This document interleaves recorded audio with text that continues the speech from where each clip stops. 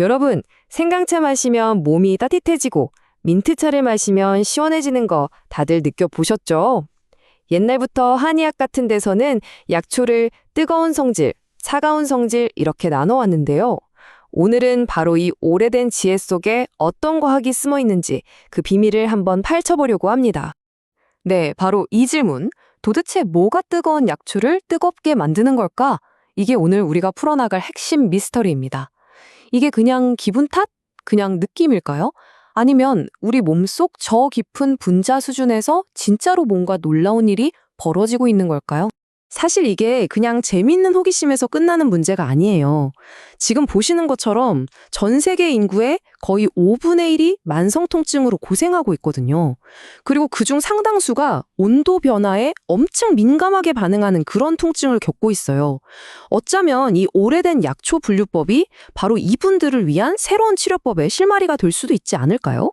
자, 그럼 첫 번째 단서부터 한번 따라가 보죠. 고대의 지혜, 그리고 현대의 통증입니다. 전통의학은 수백 년 동안 이 개념을 써왔지만 그 과학적인 원리는 정말 오랫동안 비례에 쌓여 있었죠. 예를 들면 손발이 차가운 수족냉증이나 특정 온도에 유난히 예민하게 반응하는 증상을 치료할 때 이런 약초의 성질이 아주 중요하게 쓰였어요. 그런데 말이죠. 약초가 우리 몸을 따뜻하게 한다는 게 도대체 우리 몸속 세포나 유전자들한테는 어떤 신호로 전달되는 걸까요? 그게 궁금한 거죠. 바로 이 지점에서 현대 과학이 탐정처럼 등장합니다. 최근에 아주 큰 규모의 연구가 하나 있었는데요. 여러 데이터베이스를 싹 다 모아서 이 고대의 암호를 풀기 위해 최신 분석 기법을 총동원했습니다. 이전 연구들은요, 좀 규모가 작았어요. 몇 가지 약초만 보다 보니까 결과가 한쪽으로 치우칠 위험이 있었죠. 그런데 이번 연구는 다릅니다. 샌맵이랑 ETCM이라는 두 개의 거대한 데이터베이스를 합쳐서 이 방대한 데이터 속에서 어떤 편견도 없이 진짜 패턴이 뭔지 찾아내려고 한 겁니다. 분석한 약초 개수만 봐도 어마어마합니다. 무려 243가지의 약초의 정보를 아주 체계적으로 분석해서 그 안에 들어있는 성분들이랑 그 성분들이 우리 몸에 어떤 유전자를 건드리는지 이걸 샅샅이 비교한 거죠. 정말 대단한 규모예요. 그리고 그 결과는 정말 놀라웠습니다. 이 광범위한 조사를 통해서 뜨거운 약초를 만드는 아주 명확하고 또 일관된 패턴이 모습을 드러냈거든요. 자, 연구 결과를 보니까요. 뜨거운 성질을 가진 약초들에서 통계적으로 유의미하게 많이 발견되는 핵심 성분 5가지가 딱 나왔습니다. 화면에 보시는 R-리날룰, 마이너스 알파피넨, 페로비올, L-알파테르피네올, 그리고 시몰. 바로 얘들인데요. 재미있는 건 이 성분들 중 상당수는 이미 통증을 줄여주는 효과가 있다고 알려져 있던 것들이에요. 자, 그럼 여기서 진짜 중요한 질문이 생기죠. 화학 구조도 다르고 이름도 다른 이 성분들이 어떻게 다 같이 뜨겁다는 효과를 만들어내는 걸까요? 뭔가 공통점이 있는 걸까요? 그리고 여기서 정말 결정적인 발견이 나옵니다. 이 5가지 성분 중에 무려 4개가 전부 똑같은 유전자, 바로 SLC6A2를 표적으로 삼는다는 사실이 밝혀진 거예요.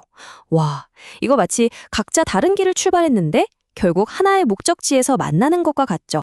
그럼 이 SLC6A2라는 게 대체 뭘까요? 아주 간단하게 비유하자면 우리 몸의 세포 청소부 같은 단백질이에요.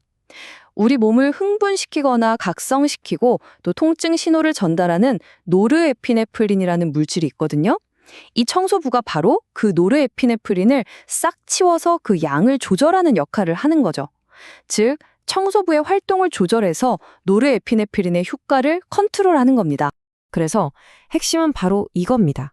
이 단 하나의 유전자를 건드리는 게 어떻게 연쇄 반응, 즉 도미노 효과를 일으키는지 한번 보세요. SL6A2를 조절하면 우리 몸이 추울 때 열을 만들어내는 과정이나 혈압, 그리고 신경세포 사이의 신호 전달 같은 아주 중요한 기능들에 줄줄이 영향을 미치게 되는 거예요. 자, 지금까지 뜨거운 약초의 비밀을 봤는데요. 이제 퍼즐의 나머지 반쪽, 차가운 약초의 수수께끼로 한번 넘어가 보겠습니다. 그런데 놀랍게도 이쪽은 완전히 다른 이야기가 펼쳐집니다. 두 결과를 나란히 놓고 보면 그 차이가 정말 명확하게 보입니다. 뜨거운 약초는 SLC6A2라는 하나의 공통된 신경, 체온 조절 시스템을 건드리는 패턴이 보였죠. 반면에 차가운 약초는 그런 뚜렷한 공통 성분 패턴이 없었어요. 대신에 스테로이드 생성이나 염증 반응과 관련된 아주 다양한 경로들을 통해서 좀 더 복합적으로 작용하는 걸로 나타났습니다. 그러니까 몸의 열이나 염증을 끄는 방법이 한 가지가 아니라 여러 가지라는 뜻이죠. 연구 논문에 나온 이 문장이 아주 중요한 걸 말해주고 있어요. 차가운 성질을 가진 약초의 분자 메커니즘은 이질적인 것으로 보인다. 이게 무슨 말이냐면 차가운 약초에서 어떤 단일한 패턴을 발견하지 못했다는 것, 그 사실 자체가 엄청나게 중요한 과학적 발견이라는 겁니다. 그만큼 작용 방식이 훨씬 복잡하고 다양하다는 걸 의미하니까요. 자, 이제 결론으로 넘어가서 지금까지 우리가 알아낸 이런 발견들이 현실 세계에서 우리 삶에서 어떤 의미를 갖는지 한번 정리해 보겠습니다. 이건 그냥 신기하네 하고 끝날 연구가 아닙니다. 현대 과학이 수천 년 동안 이어져 온 전통적인 지혜가 어떻게 작동하는지 그 원리를 분자 수준에서 명확하게 보여주고 이거 근거 있는 이야기였어 하고 입증해준 아주 중요한 사례인 거죠. 그래서 이 발견은요, 앞으로 온도와 관련된 통증을 치료하는 새로운 약을 개발하는 데 아주 명확한 길을 보여줍니다. 첫째, 전통 약초가 정확히 어떤 분자 표적을 건드리는지 규명하고, 둘째, 이 표적들이 통증이나 체온 조절에 어떻게 영향을 주는지 그 지도를 이해하고, 마지막으로 이걸 바탕으로 아주 정밀하게 목표 지점만 공격하는 새로운 약을 개발하는 거죠. 전통 지식에서 시작해서 최첨단 신약 개발까지 이어지는 새로운 길이 열린 겁니다. 자, 오늘 이야기의 핵심을 담은 마지막 질문을 던지면서 마무리하겠습니다. 어쩌면 통증 없는 미래를 여는 열쇠는 우리가 이미 오래전부터 간직해온 과거의 지혜를 해독하는 데 있는 건 아닐까요?